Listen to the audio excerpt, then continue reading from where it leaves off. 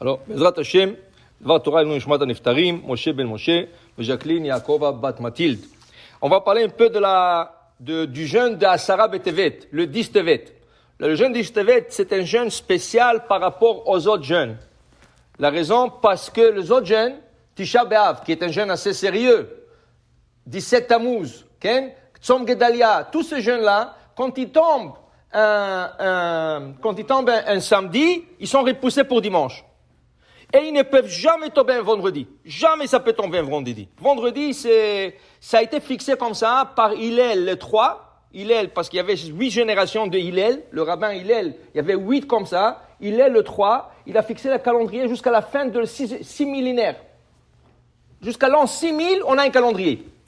C'est des calculs très complexes. Ils ont assuré, lui, ils sont au tribunal, ils ont assuré qu'aucun jeûne ne tombe un vendredi. Un jeûne peut tomber un samedi, mais jamais un vendredi.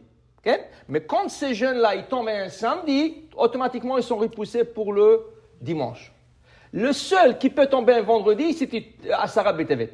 Pourquoi? Parce qu'Hachem, quand il a parlé au prophète Ezkiel, qui était dans le Galout, il lui a dit, Be'etzem hayom hazeh, en ce jour-ci, dit la Gemara, quand ça tombe, vous devrez le respecter. Même un vendredi, vous le respectez un vendredi. Même un samedi, s'il aurait tombé un samedi, il aurait jeûné samedi.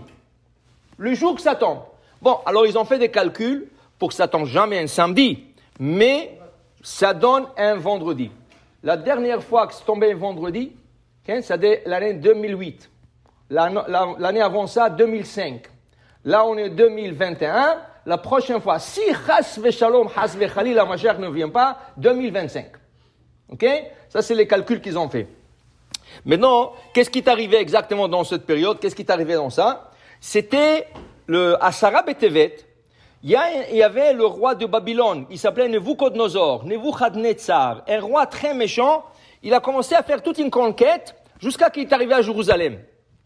À Jérusalem, quand il est arrivé à Jérusalem, le gens était assez fort au début et ils ont résisté. Alors lui, qu'est-ce qu'il a fait? Il a assiégé la ville. Il a assiégé. Alors, la première guerre qu'il a fait, il a exilé, au début, le meilleur chachamim qui existait. Parmi eux, Mordechai.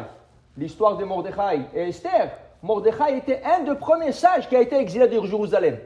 C'était le premier exil. Un petit exil, la majorité des peuples est restée encore à Jérusalem. Mais il a nommé, à la place du roi Yechonia, il a nommé un autre roi qui était un peu faible de caractère.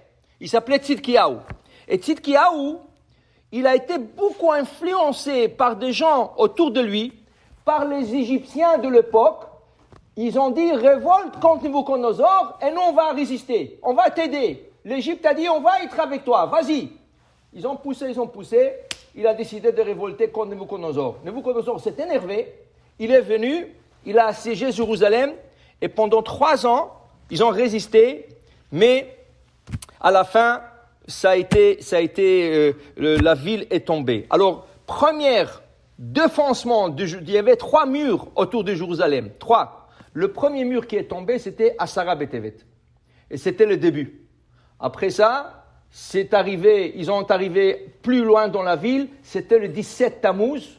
Et après ça, le 9 Av, ils sont arrivés déjà au temple, au centre de la ville, c'était le temple. Ils ont fait tomber le temple le 9 Av. Alors, 3 périodes.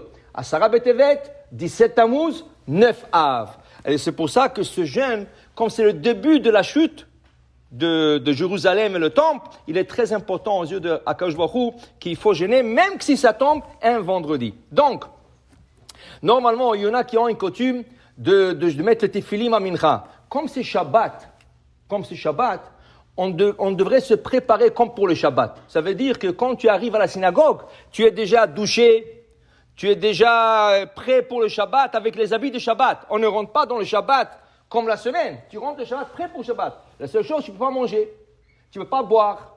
Alors on va faire la prière, on va sortir un Sefer Torah, Mincha, il y a un Sefer Torah. On va faire Mincha, on fait les Chadodi, on fait Shir Hashirim, les Chadodi, tout ce qu'il faut, et on ouvre le jeûne avec les Kiddush de vendredi soir.